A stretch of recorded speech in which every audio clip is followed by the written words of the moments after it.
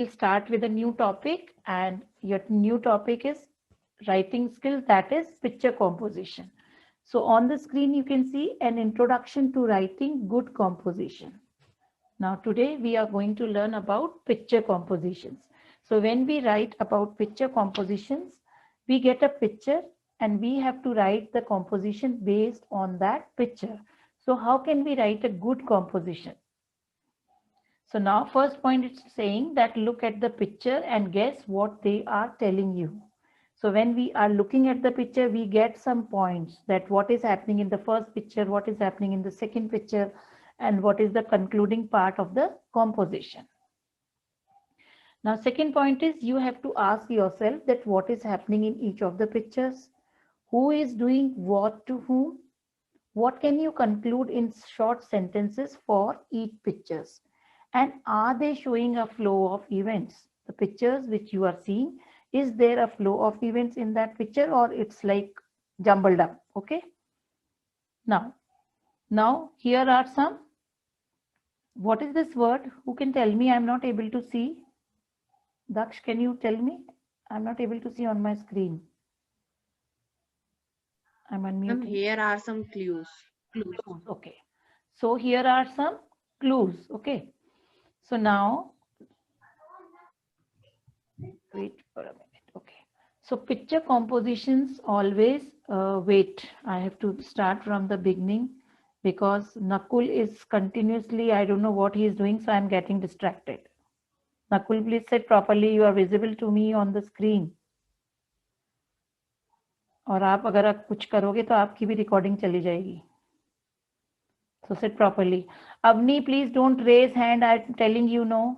अभी आप कोई भी हाथ रेज मत करो. When I'll come to you, that time you will raise your hands. Is it clear to everyone? Okay. So good morning to all. Today we'll start with a new topic of writing skill, that is picture composition. So on the screen you can see an introduction to writing good composition. And today's topic is picture composition. So on the screen you can see there are pictures given. So how can you write a good composition based on a picture? So first point is you have to look at the pictures and guess what they are telling you. Like what is happening in the first picture, what you can see in the second, and what is the concluding part of the picture which is given to you, right?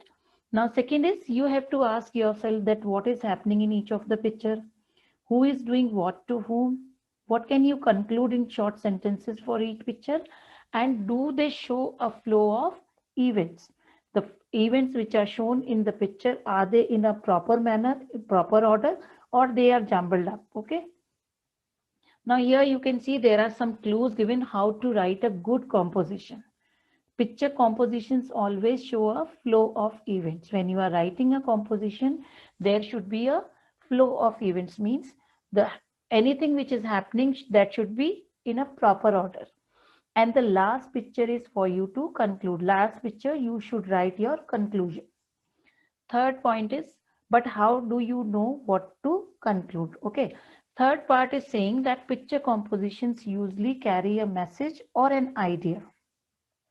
And these messages or ideas are moral values the teacher wants you to learn. Like if you are given a picture to write something which is giving a moral that cheating in exam is a dishonest act. So you can write this moral value. In this case, they want you to know the importance of honesty. So your conclusion should mention these moral values at the end. There are helping words at the bottom to guide you through the flow of the story. Now write an outline for your composition. So when you are writing an outline, you should remember that it has story, or a composition has three parts.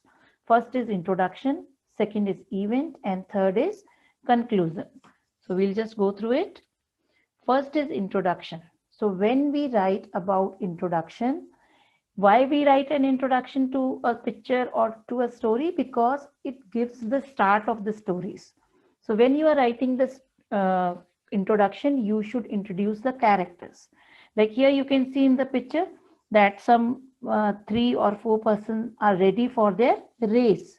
So you can see that in this picture I can see four you can see 4 sports person are ready for their race, or 4 people are ready for their race.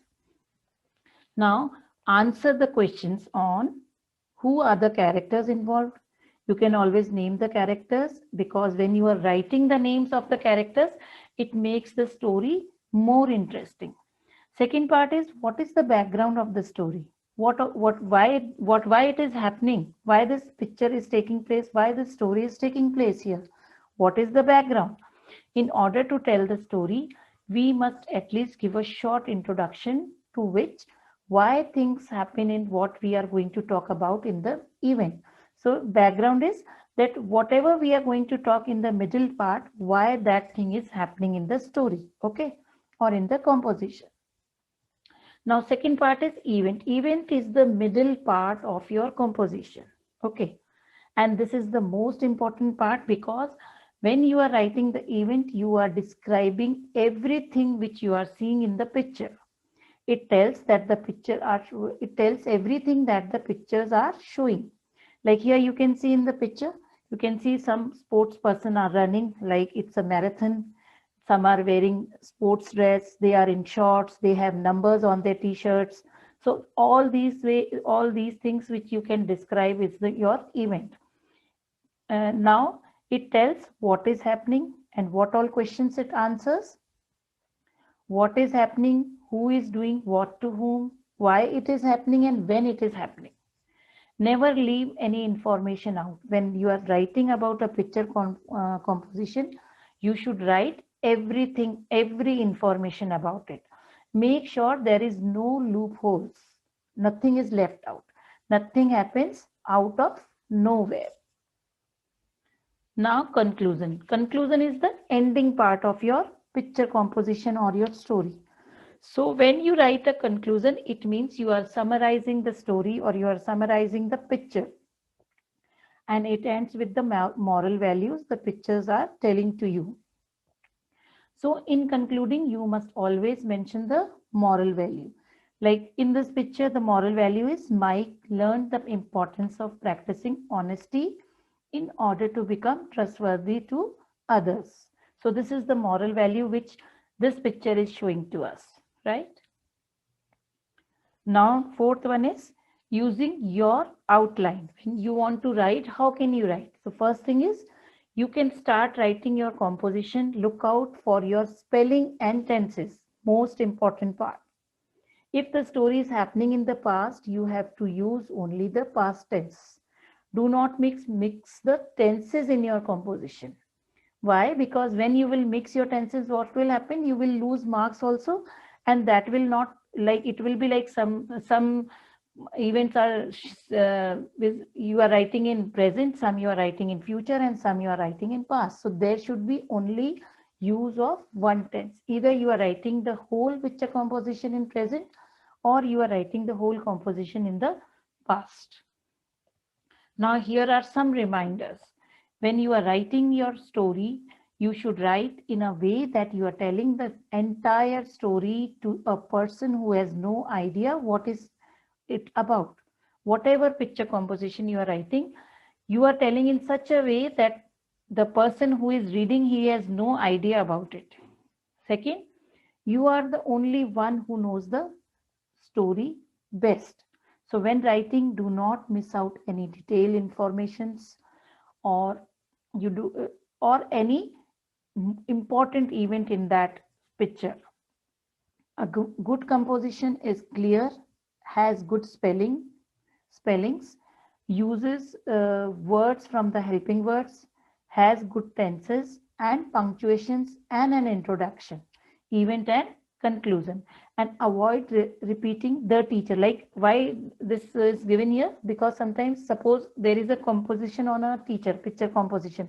So do not write again and again, the teacher is reading, the teacher was writing, the teacher is wearing. So do not repeat such sentences again and again. So that's all for this thing, picture composition.